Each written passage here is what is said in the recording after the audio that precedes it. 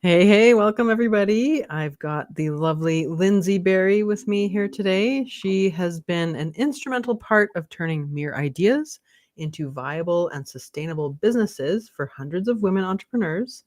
Not only has Lyndsie tirelessly shared her passion and expertise of social media and teamwork with like-minded women, she has gone to the next level with publishing 6 books for Fempreneurs and creating the YYC Fempreneurs community. Welcome, Lyndsie. Thank you for having me, Angela. I'm so excited to chat. Me too. I'm glad you're back. We'll talk about your escapades in Mexico in a bit here, but I want to ask you about what were you doing before you launched your YYC Fempreneurs business? Can you lead us up to the present day? Yeah, for sure. I mean, I came out of high school and didn't know what I wanted to do, which is very normal for all of you who are maybe at that stage and you think you should know. You shouldn't. I found the world of beauty and, hairdressing and nails, and I got right into that. Went to school to be a hairdresser, moved from Vancouver, grew up in Dawson Creek, moved to Vancouver, was not a city girl, still can't do city life, as you can probably tell by my surroundings. I prefer to be in nature. And I am really glad that I moved from Vancouver to Grand Prairie, because even though it wasn't my hometown, it enabled me to sort of have a new start and to, be independent and figure out, fall on my face a lot, of course, as we do in our 20s. And I, as a new hairdresser, quite quickly realized that I could do this on my own. I didn't need to work in a salon and have a boss, and I could book my own, appointments with my clients. I could manage my own schedule. I could also do it on in a mobile fashion. So I had a mobile beauty business for 8 years, doing hair and nails in people's homes. And then when I moved to Cochrane, in 2010, I was able to, a very long story, I'm just going to not get into that right now, but I was able to retrain as a financial advisor. So I, took this Canadian securities course, got my life insurance license, was hired by a large international investment firm. I was like a stockbroker and mutual fund salesperson with a sneaky title, financial advisor, which if you're out there in the world looking for a financial advisor, just know that they actually get paid to sell you products. Fun fact. And then I was able to get fired from that company, which was a huge fall. Once again, I felt like I had fell on my face, and I was like, oh my God, I screwed up, I suck, blah, blah. Like, I didn't do anything wrong, but I just wasn't good at selling people things when I didn't feel like they needed them. And that's how you make money with that particular company. So it was a blessing in disguise. I ended up starting my own boutique financial consulting firm. And that led me to hiring my first ever business coach, who I hired because he had written a couple books. I wrote my first book. Throughout marketing that book, I realized that I had a gift for marketing, and that I was stumbling upon some really cool marketing nuggets that I wanted to share with other fempreneurs. And that I also discovered during that process, because the book was a book for women, that I really just wanted to work with women, both in my financial business and later on, it turned out that I created a marketing business too. So that's kind of the backstory. Yeah, that's a winding road. Let me guess, are you the eldest sibling? Yeah, I knew it. Yeah. I could Yep. tell. Sure We am. we have Bossy Lynn's right we here. are bossy, aren't we? I'm married to one too, so he was the oldest sibling as well. So we we clash sometimes, but we get each other. Yeah. That's awesome. So, okay, so you started Fempreneurs after all that, because you were marketing yourself. So, what was that spark that got you moving that direction? Like, why Fempreneurs, and why did you want to work with women in marketing? Well, my business coach helped me realize a lot of things. First of all, he helped me realize that I was really leaning into like this masculine energy that was definitely, like, I grew up hunting and camping, and I am very outdoorsy. And I was attracting a lot of, in my financial business, I was attracting a lot of these male clients, a lot of engineers, and just dudes who didn't really feel like they needed me. They knew they were smarter than me, but they liked me and they wanted to support me. And ultimately, over time, that doesn't work as a, in that kind of Yeah. relationship with the client and the advisor. So I did know that I had a lot more in common with moms. I had a lot in common with women who had not, I had never been married to someone who was running the finances, but I had made a lot of financial discoveries just from coming out of a childhood that didn't give me any financial knowledge, from parents who didn't really talk about it. And they taught us that it was rude to ask people how they make their money and how much they paid for their house. And, what is an invest? Like, we weren't allowed to ask, adults those questions as kids. We were basically told, like, you'd never talk about money. And so then I had a career where literally all I did all day long was ask people questions about money, which was really weird. But it was a lot more natural and felt a lot more, I felt comfortable, and I feel like the women felt more comfortable talking to me about their money than they would, say, a male financial advisor. So that really just bubbled into, my next business, which was kind of an accidental business. When I started teaching um, entrepreneurs about marketing, I wanted them to be female entrepreneurs because I already knew that women get me and I get them, just strictly because, especially moms. Of my first few groups of entrepreneurs that I was teaching about marketing were mompreneurs. So I was doing the mompreneur thing. And then I decided to drop the mom thing because I had a few really good friends at the time that, wanted kids, couldn't have them, or were in a marriage where, time had just went by and it got late and they never had kids, and that kind of rubbed them the wrong way. And I didn't want that. Right. And I'm glad I dropped the mompreneur thing, because today, probably over 50% of my clients are women that don't have kids, interestingly. Yeah. So, yeah. That is interesting. So you kind of made a bold move at the beginning. I think I remember you stating that when you started this community and your course, you gave it away for free for the first 100 women. Is that right? Yes. Yeah. So what was that all about? Tell us about that marketing strategy. Yeah, so I did a few paid workshops for mompreneurs, and then I started dating a guy who had a business that was kind of on a backslide.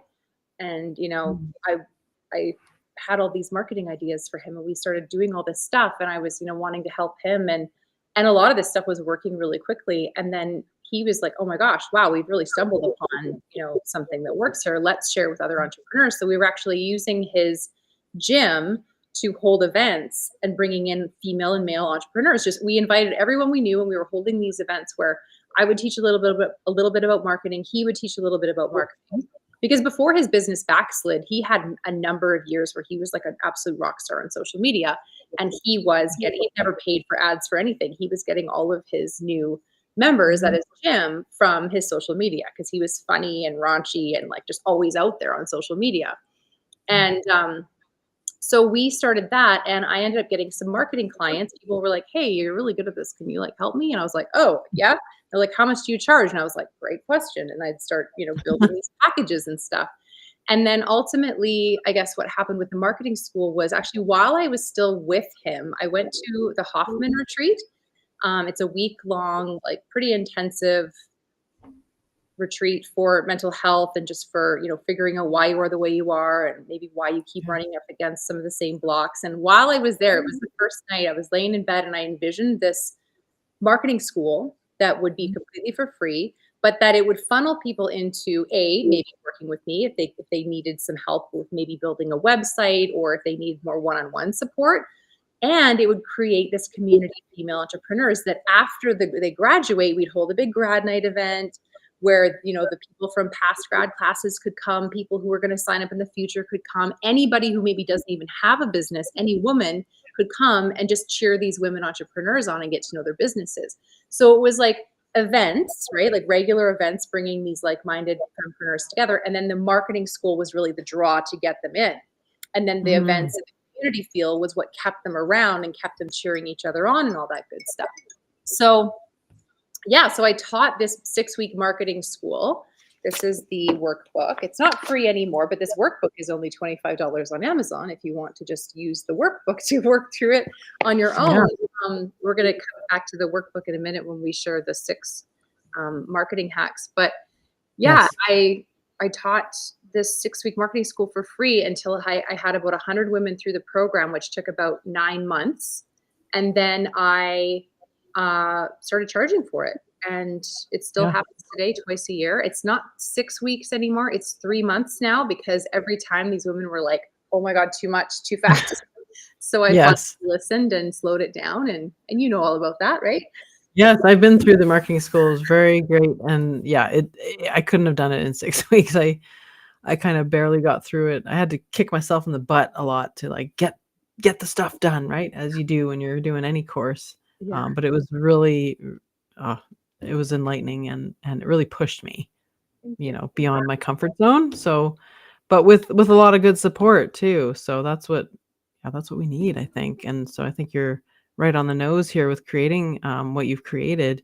And so Thank you. how did you feel about doing that for free? Like, because a lot of coaches I work with are like, don't do anything for free like Yeah, that. Like, don't do it because you'll be devalue yourself. Like, yeah. how do you feel about it looking back at it now, Well, I having think done it that that way? as a marketing tool, and I Yeah. just finished putting up my 25th video of 25 completely free marketing videos that are on YouTube.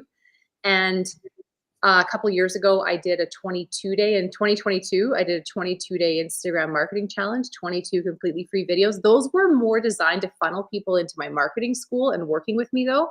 And this 25 videos that I created now in 2025, these are not really funneling people into anything necessarily. I think I mentioned my marketing school a couple times. I think I mentioned my ability to build websites maybe once. Like I wanted it to be a standalone, blow your Mm, mind, help you with your marketing, give you ideas, keep you moving forward because my calendar is full all the time now. There's mhm. usually a few fempreneurs kind of on the waiting list for if I have time, if I can take them on as clients. So Yeah. I'm doing this as a kind of gift to the universe and giving back to this Yeah. world of fempreneurs that's been so good to me. But back when I didn't have enough clients and I needed more money and I needed to do more work, free does work and it works if you position it correctly. And it's got to funnel them into paid things. And you can't give too much of your stuff away. But you also, as a coach or a consultant, have to recognize that most people won't just take your knowledge and run with it. Most Yeah. people are getting in their own way. They need that weekly or Mm, biweekly touch point for someone with no emotion attached to the business to be like, hey, why didn't you do that thing you said you were going to do? Or like, okay, you did this, but it's very half-assed. So I know you can do better. Or why are you doing that instead of that when this was what we decided was your priority and you agreed? And like, they need a second set of eyes often. They need a yeah. coach. So Yeah. the people that don't need the coach and they can take the info and run with it and have their free gift, good for them. I'm super happy to help. And the cool thing is those people refer others to my free stuff that Yeah. end up being in the other category that need me, right? So I think if it's Exactly. positioned correctly, Okay.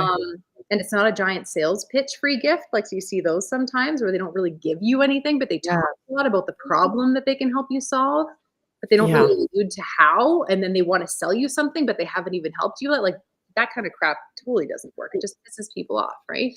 Yeah, and that's what I appreciate about your marketing. It's super honest and valuable. Like I've attended those they're usually webinars or they're called master classes and they don't really Yeah. say anything. And I've done my own master classes and I try to give all the value up front. Like that's what I want to be known for. And I know that as well as you want to be known in a certain way. And that's your brand, right? That's how you want to be positioned. And so I think people appreciate that and they connect with you because you are so open and sharing of your knowledge, right? And just trusting that the right people will come to you and will hire you and they have. Obviously it's working for you, right? So just trusting that process of, getting back what you put out there. Yes, that's the other Yeah. thing. When you don't give things away for free, it's often coming from a scarcity mindset. It's Yeah. coming from some deep-rooted belief that there's not enough and that you are gonna have a really hard time getting what you need out of this world, and you can't give Yeah. anything away for free, and Yeah. yeah, you just have to trust. Yeah, I like that. Well, let's talk about you did mention the 6 marketing strategies that you use that you kind of figured out, well, like, "Hey, these are working for me. They might work for other people too." So, can we talk about those strategies that you developed that you've woven into your framework for your marketing school and just give us a high level overview of what those are? Yes, absolutely. So I don't know if you can see this. If I hold this up, can you see those? Yeah. The words are all backwards probably. Yes, I think That's so. not very helpful. So I'm showing you we have 6 badges in marketing school, one for each sort of fundamental concept or whatever hack, if you will. The first one is team. It's pretty self-explanatory. If you don't have a team of like-minded people cheering you on to bounce ideas off of, it's going to be almost impossible to do this marketing stuff because it's going to be scary and you're going to feel weird. And if you don't have people around you who are doing it too, you're probably going to quit. The second one is, oh, now I can't tell what order they're in. Hold on. Let me go to my old, this is why we write books, people, so we can do exactly what I'm doing. Like, is it this way or is it this way? Yeah. Okay, so team is number one. Number two is conversation. So striking up more meaningful conversations with the right people is what marketing is at its core. It doesn't really matter how, flashy your reels are if they're not striking up conversations with the right people. And then the next one is service. If you're not coming at things from a servant heart, like we were just talking about, if you're not feeling like you want to go out there and help people, if you're coming at it from a purely selfish, I need to make money, I need, me, that's going to come out in your marketing and it's going to repel people. So that's a big mindset shift, right? But we have to also take time to really envision who this person is we want to help. And then we have to think, what do they actually need from me? And kind of pretend like they're already our client. And what are we going to create for them? And how are we going to serve them? And then that moves us into storytelling. And that's where we start to tell the stories about our lives. And behind the scenes, while we're storytelling on social media at this point in marketing school, we're behind the scenes still working on that service piece. We're actually starting to create things that we haven't maybe created yet, but we're starting to brainstorm what we're going to create. So on social media, we're just telling stories about our life. For me, what I was doing during this phase was I was telling stories about the funny financial screw ups that I was, making in my teens and 20s. I was talking about things that I didn't know about money. And I was sharing like just kind of funny and embarrassing stories about my past, right? That had to do with, the thing I was creating at the time was I was writing a book for women, for moms 39 and over. The book is called Money and the 39 Forever Mom. It's still a great book, even though it's a little older, but it's on Amazon. So we've got the team, the conversation, service, storytelling, and then we actually start creating. So this is where we would be creating things like lead magnets, or a new lead magnet, or taking an old lead magnet that you had up there a couple years ago on your website, and we would be zhuzhing it up and making it fresh and adding some new calls to action to it and putting it out there again. So the create piece is huge with marketing, because if we're not constantly creating new things for our people, then all we're doing is selling. And selling and marketing are two very different things. Selling is a financial transaction. That's when someone gives you money for a service. Marketing is building relationships, and the sale happens naturally when you've done a good job of the marketing. And then the last thing we do is automation. We talk about the different technology tools that can automate some stuff for you. We also talk about automating your days, your weeks, your months, so that you start to feel like there's a bit of a rhythm. We also talk about automating things like when I feel like completely like unmotivated, what is my automatic response to that?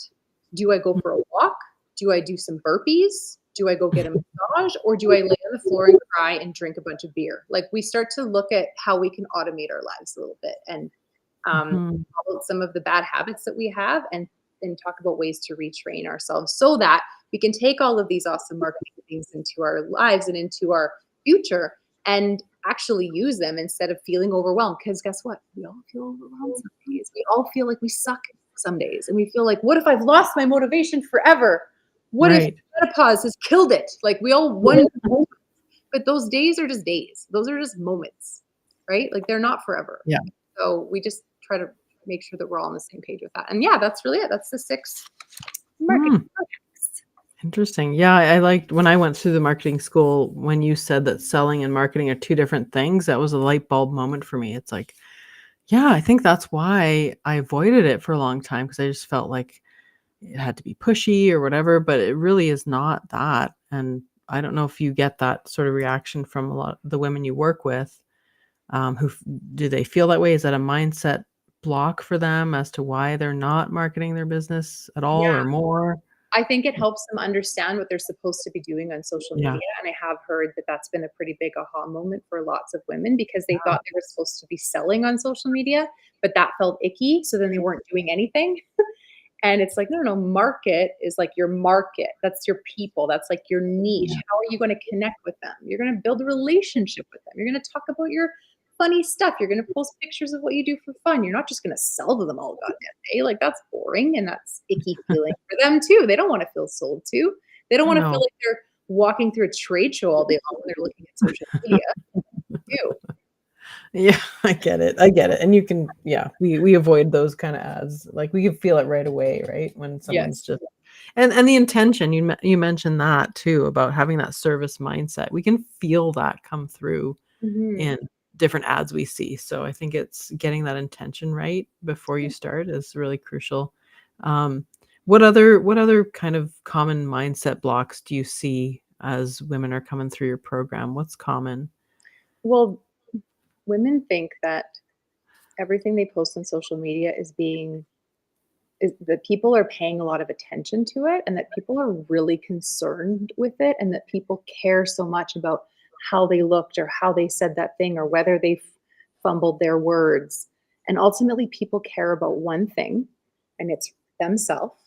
And if Mhm. your video with your pepper in your teeth or your messed up words, if that says something to them that means I can help you or I can make your life better in some way, that's all they care about.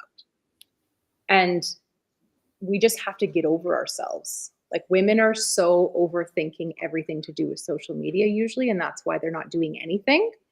And Mm. actually, like there was video 23 or 24 in my 25 days that I just wrapped up, which is on YouTube. I talk about, and I actually put the link, and I just went back and watched it today. This video that I made in 9 years ago. I posted it 9 years ago.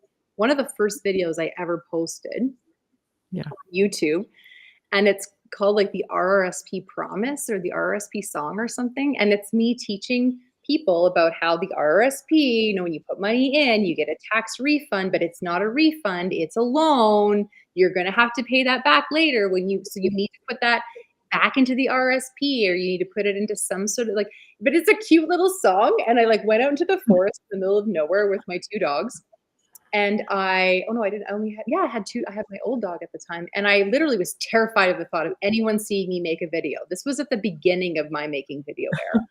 And so I went into the forest and I was like, hey, there's nobody around. And then I used scrunchies and like strapped my phone to a tree and I made my little song, snapped my fingers, sang my little dumb song. And it's pretty cute. And it's me in my very beginning of the era. But to get to the point where I was willing to make that video and post it, I had to really get out of my head and be like, this is valuable. This is going to help people. This is a different way of delivering this information than most people would do it. So I'm sort of stepping out from the norm, which is always important to me with my marketing.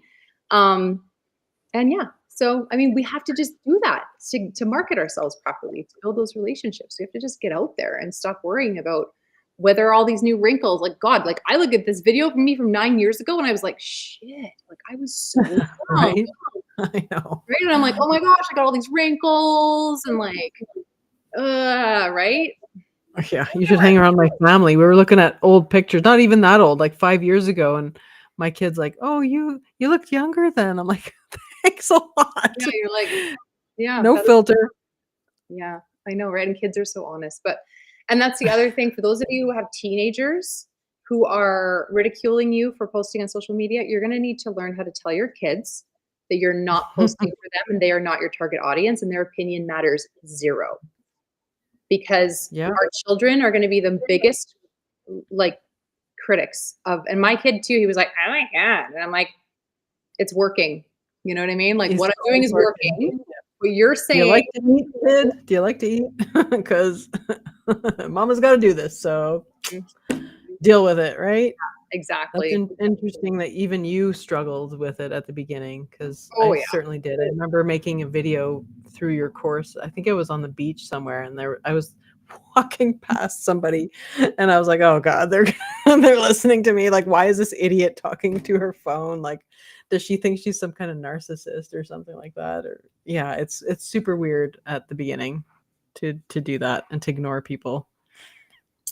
It Yeah. is, but are you willing to do the uncomfortable things to get the results most people won't get ultimately? And I always believed that this stuff would work.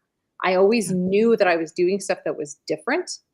And yeah, I would throw on mascara and like, make sure I didn't look like I just crawled out from under a, whatever. But I didn't want to look homeless. But I also, the first video that I post on my 25 videos, I was still in Mexico. I was walking from the dog shelter. I had just finished walking dogs for 3 hours. So I had dog feces and sweat. And I mean, I looked a little rough, and I was walking down the street in Mexico. And I said in that video, I said, the first thing you're going to need to do if you're going to pull this off is stop worrying about whether or not you look perfect. Yeah. Because if you always worry about how you look, you will make half to a third of the videos that you will otherwise. I'm not saying that you shouldn't like take a quick look in the mirror or flip your phone camera so it's looking at you and be like, check the tea, like, yeah, but not full makeup like you're going to a goddamn gala.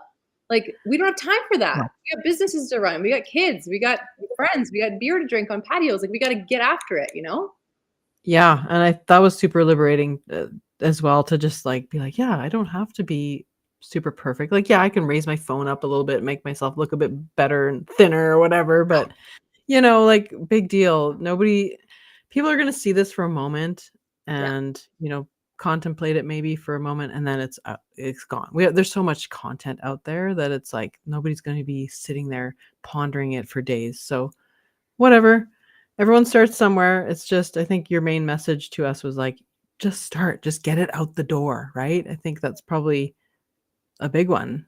Yeah. To just start with. Just start somewhere. So let's talk about community, because you do have sort of these two branches to your business. There's your marketing school and there's your community, and you definitely do believe that the size of your community is directly related to your income. So can you explain why you think that is, and how other entrepreneurs can start building a loyal following? Yeah, I mean, there can never be too many communities. Like, we could have 47 people tell us what their niche is right now, and I bet you a bunch of them would be the same. But if the 5 people that have the same niche all started some sort of a community, whether it be directly related to that niche, or whether it be a community who likes to go hiking, or a community that likes to go paddleboarding, or a community that likes to meet up for, marketing chit chat, a bunch of business owners that wants to meet at a different brewery or brew pub every other Friday, or like whatever community you can start it. Create some sort of a community where you're getting people together. And I mean, your alternative to that is becoming a member of some sort of a community and serving that community. We've all heard about Rotary and different things like that. Like, I'm not talking about those, and I'm not saying those aren't helpful, but I'm saying, like, let's put a little bit of a new age spin on things, right? Mm-hmm. There's different ways to, like, one of the things that I did that I got my first ever the first ever paid marketing client that I got back when I was telling you about my boyfriend who had the gym. I got that client because I was volunteering at a summer camp as a cabin leader. Like, I was hanging out with like little girls that I had a cabin full of baby chicks, and I was like responsible for them. My son was going to camp. He was with his dad in the summer. Like, I had time, and I'd always wanted to be a cabin, like a summer camp counselor for like young girls, because I had some amazing cabin or camp counselors when I was a kid. But because I was posting on social media a little bit about while I was out there and what I was doing, a woman, Facebook algorithm magic basically connected us through, like, we had a bunch of mutual friends. Her kids had always gone to that camp. She saw that I was doing a giveaway. I did a giveaway for a marketing package. I think I called it like the 6-week marketing boot camp or something. And it was for a business. I was going to help them with website update or build them a new website. I was giving away this like $2,500. I slapped some value on it. And I had 16 people enter the giveaway. Some of them entered multiple times, but the one woman who entered it the most, I automatically just decided that she was winning, and I rigged it so that she won. But I didn't know her. But she won, and then she and her husband ended up hiring me after the package ended, and then I helped them with their marketing for like another 6 months on like a month-to-month contract. And the reason why is because I was volunteering at summer camp, Yeah. right? Like, Yeah. Well, people connect with people they like or they want to be like, right? and the So that's always, community, right? The community of people that yeah. I was investing my time and energy into was this summer camp. Yeah. I was, meeting all these new people and volunteering out there. And I did that for about 3 or 4 years. And then I stepped away from it. And that's the other thing. Sometimes you need to look at where you're investing your time. And if you're not feeling like it's the right fit and you're not feeling like your business is growing because of it, then maybe you need to step into a different community or start your own, right? What are you into? Are you into, like I got into a really fantastic community of people in Mexico because of my love for dogs. And there's all these homeless dogs living in a shelter. So I met a bunch of awesome people through that. Mm, yeah, that's great. Yeah, and I'm a sports person, so I've always been involved in sports, and you wouldn't believe how much business has come my way through those communities. Like it's something I love to do, and they get to know you, right? So they kind of people want to hire who they like and Yeah. who they want to support their buddies, right? So it Yes. could even be something like that where you're just Mm. doing something like that or start your own, for a while there I started like a free kickboxing class that I ran for like a year or something like that. You can start your own thing and you can think outside the box. It doesn't have to just be like a formal sit down networking thing, right? I know you do hikes and things like this. So there's lots of ideas out there. Yeah, definitely. Yeah. So let's talk a bit about working remotely. I know you just did that for the first time in Mexico. We just mentioned that a little bit here. Yeah. So what's your best advice for making that a reality? Well, I mean, I was working remotely for years leading up to Mexico. I started shifting a lot of my clients to online only Mhm. meetings about 3 years before. So as my son was approaching graduation and about to fly out of the nest, I was getting more and more like I meet with people online. And of course, I would try to go into Calgary or have them come out to Cochrane and meet with them in person like once every month or other month, just so that we still had some personal touch. But they often would come to my fempreneur events and we'd see each other in person then too. But really it was just and also going away on, trips and vacations. Like I don't believe in vacations. I believe your life should be something that you don't feel like you need a vacation from.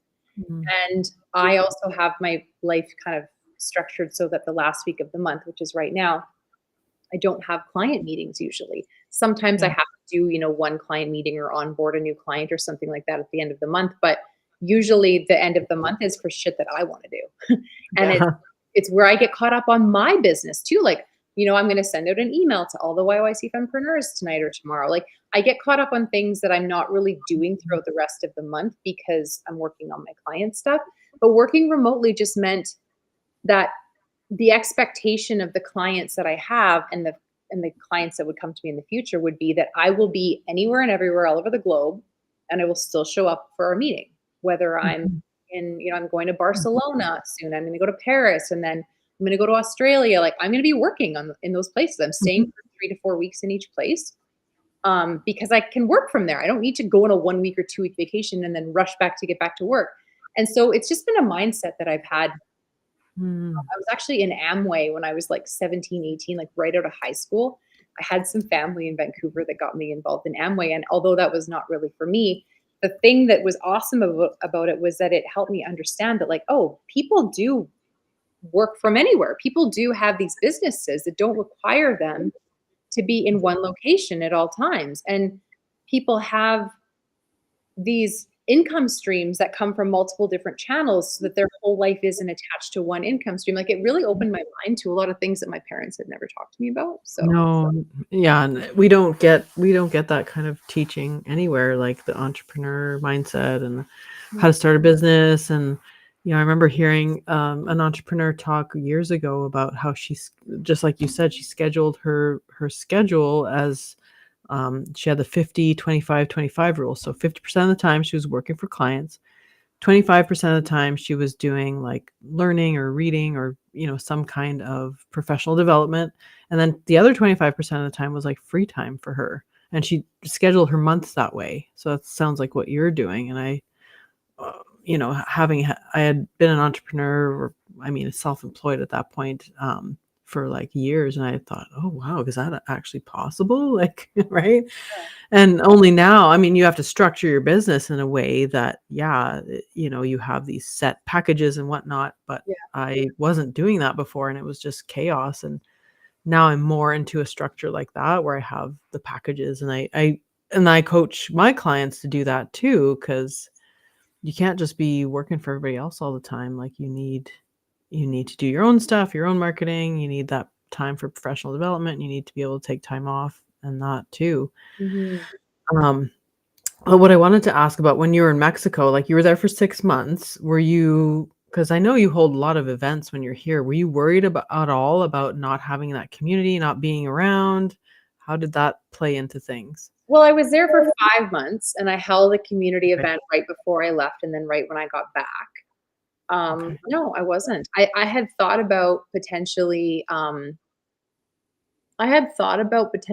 getting, someone that's pretty involved in the community, or partnering up a few of my fempreneur, Mhm. alums to hold an event, but I was just like, we've been going at it for 6 years, so we celebrated our 6th year while I was in Mexico, and I wasn't worried about it. I just knew that, like, the community wasn't gonna die, Yeah. like, I thought about it, and it never felt right to have someone else hold an event, like, Mhm. like, I have to be at the event. I mean, and I Yeah. did have quite a few fempreneurs that were down in Mexico. Like, I ended up hanging out with 6 different fempreneurs that were just in the area, and we Oh, got to cool. hang out, got to do things together. So, yeah, no, I wasn't worried about it. Okay, well, that's good.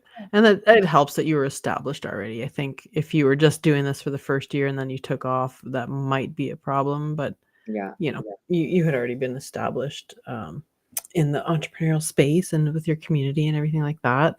yeah. Um, what else was I gonna ask you? Oh, let's talk about all your books that you've written. So you've published 6 books, which I didn't even know that.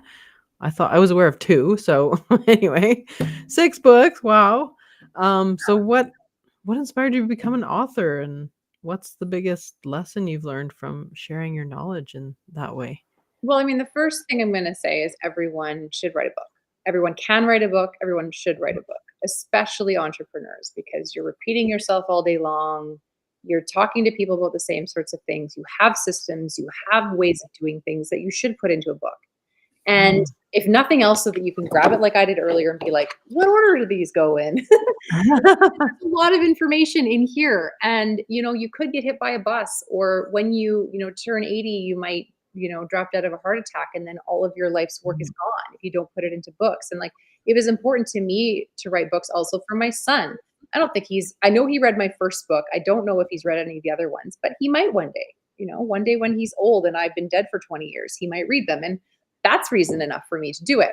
But they're incredible teaching tools when you're working with clients. They're incredible teaching tools when you're teaching group programs. They're out there in the world. I take them to all sorts of events and give them away. You always have door prizes on hand, which is huge. Mhm. If you're not the kind of person that's ever held an event, then you're going to need to start, because you're going to need to use those events as a way to grow your community, and your income are directly correlated.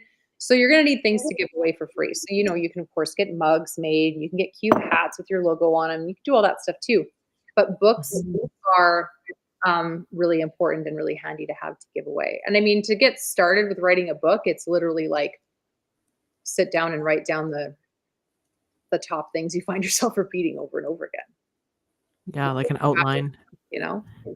Outline frequently asked questions, or Yeah. did you have any help writing your books? Like, did you have to get an editor or anything like that, I or have a what's the whole process like? process. My most Okay. recent book is called "It's Time to Write Your Damn Book, Woman."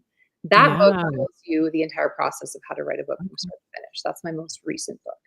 So, Okay. yeah, you can find editors in your own world, in your own community. Um, I've never hired editors before. I've always used people that I know, and I've, given them things in return, or bought them gift cards, like thank you gifts Mhm. and stuff in return. But for the most part, the biggest mistake I've seen people make, and I've seen super famous people do this too, is they go really dark on social media, and, like, they, like, hide. for 6 months while they're writing a book, and then all of a sudden they're like, "I have a new book!" And it's like, "Yo, you should have been telling us about your book Yeah, all." sounds like a missed opportunity. Yes, it's a huge opportunity, like, my biggest, like, Yeah, I guess, like, the tease phase of any event or yeah, book or whatever you're creating, the tease phase is, like, pure marketing gold, and yeah, you've skipped over that, you've skipped over a pre-launch, you've skipped over, like, I just don't understand how anyone in their world would be like, "Yeah, that's a good idea to just go dark and then pop out of nowhere after 12 months and be like, 'I have a book.'" I mean, I guess yeah, there's and a huge speaking of audience. books, there they are. Yeah, there's 3 of them. The first 3 of 3. them. You can find them on Amazon, right? Yeah, all of them. Yeah, Yes. all of them. Yeah. So there you go, guys. But yeah, I think the key thing with marketing is, like, I talk about it like, you know, divvy it up like it's Christmas turkey. Like, don't you have your Christmas turkey and then, for a week later, you're eating turkey soup and turkey sandwiches and turkey wrap, and I like you that. just have to maximize the value of it, right? Wow, that's a really great analogy. I love that. How Stretch it out. I'm gonna use that. The other thing I learned from you that I use all the time now is the above the fold thing. You should tell everybody Oh, about that. yeah. Oh, yeah. Well, that's an old newspaper term that we've translated into web design. So when they're selling newspapers, I don't even know if they sell newspapers anymore, but when they did, they would fold the newspaper in half. They would put the most intriguing headline at the top because that's what you saw in the little bins, right? And so on your website, that's what the first part of your website is called. A lot of people call it the hero image too, but I call it above the fold because that should be the thing that grabs Yes. someone's attention and lets them know, hey, you're in the right place and this is for you. So that's above the fold on a website. Yes, and it Yeah. so resonates with 40 plus people because we know that Yeah. newspapers used to be a thing. Maybe Yes. below 35, not so much, I don't know, but yeah, it's a really great way of explaining how people need to see the most important stuff on your website without having to scroll. Yeah. So it was Totally. brilliant. That was one Totally. of the tidbits that you gave away, which isn't a tidbit at all, it's pretty juicy, but you gave that away at your workshop, that you did a free workshop. Yes, I did with your Awesome. help, and I need to do more of those, actually. I enjoyed that, and that's the kind of thing that I think is helpful in marketing. It helps you stand out because Mm, I did give a lot of value, and I enjoyed that, and it wasn't just a lot of fluff about, like, "Hey, look at me, and these are my, my qualifications, and this is the problem, but no solutions," kind of thing. yeah. So, I think if you're really looking to be different, you should take Lindsay's marketing school. She'll teach you a lot of good stuff, right? So, she'll teach you how to get out of your own damn way. I didn't, I hadn't started making videos before that point. You encourage everybody to do video. I think that's your main thing. Is like get on video because that's sort of the next step into, a step away from being in person. It's like video is the next thing, Yeah. right? Like audio is good, written stuff is good, but if you really wanna get to know someone, like someone, trust someone, seeing their face and hearing their personality and their voice and stuff like that, that'll get you there a lot faster. So, you know, but we all have our, insecurities. We just got you just gotta get over them, and, when you have a community doing it with you, it's like you say, it's a lot more helpful and easier Mhm. to do it. So but let us know. So you have something that you're giving away for free to our listeners and viewers. Let me see if I can find I've a been talking about it all the whole time. It's the yeah. 25 free videos. And is it found here at your website Yep, under freebies. Yep, that's okay. exactly where it is. There's also a couple other things on the freebies page too, in addition to the 25 videos. I think there's a video marketing checklist on there as Okay. well, and something else that I can't remember, but the 25 videos are awesome, and all you need is a notebook, a pen, and your phone, and you can just rock and roll for 25 days straight. You can spread it out over more days if you wanna post every 2nd or 3rd day, and, Yeah. yeah, I do walk you through how to set up, a lead magnet system using MailChimp, which is completely free, so that's kind of Yes. a bonus little teachings, session that you get as well. But really, other than that, you just need your phone, pen, and a notebook. That's awesome. I need to try that again. When I found this your old one, your 22-day videos, it was winter time, like very winter here. And and you suggest going outside and doing some of these videos. And I was like, yeah, I don't know if I want to do that right now. So now that it's summer, I need to try again and do that challenge because I think it'd be really good to get me back into it. And also create my own challenges. You always inspire me to create my own stuff. So I got to catch up to you, girl. You got 6 Oh, dang books and all these courses. I got to get going here. no, I just keep trying stuff, and when it works, I want you to do it, and when it doesn't work, I just don't want anybody to do it because it doesn't work. So feel free to just, like, let me hand you all the blueprints to the things that actually work, because that's pretty much what Yeah. I think I wanna do for Fempreneurs, right? Is to be like, Yeah. "Here's stuff that works. Go do it." You're our testing ground. Yeah, you're the tester, and we just do what you say. That's awesome. Awesome. Well, where else can people find you? I know you're on Instagram. Yeah, Um, Instagram and YouTube are where I hang out. If you message me on okay. LinkedIn, I apologize in advance for the 2 to 3 week delay to me getting back to you, but I just don't use LinkedIn very much these days. And that's not because LinkedIn's bad or anything. I had a ton of success and huge, huge, huge marketing success on LinkedIn back when I was kind of focusing more on LinkedIn, but it's not really my jam anymore. And then if you want to get like awesome emails, once or twice a month, I send out emails with, free marketing tips, like kind of like what we were just talking about, the latest and greatest things that I'm doing that are actually working. And sometimes Mhm. I'll even mention things that I've tried that didn't work to maybe help you avoid wasting time. So hop on my email list. You can do that by clicking the community tab at YYCFempreneurs.com. Awesome. Yeah, because I think that's sometimes a thing. Is like what used to work in marketing doesn't sometimes work anymore. Trends change, and Yeah. you're probably more apt to stay on top of those things than other people. So it's good Well, to. I'm less of a researcher and more of a just go out and try it and see what happens Yeah. person. Mm, that's good. Still, either way works. It Yeah, works, right? Awesome. Well, thank you for sharing your story and your knowledge with us, Lyndsie. It was thank good to you have you for on. having me. It's always Yeah. fun chatting with you. So this has been really Yeah. fun. Yeah, and we'll have to go paddleboarding sometime We soon. will. Let's do it. Absolutely. Okay. Well, thanks for being here, everybody. We'll see you next time. Bye for now.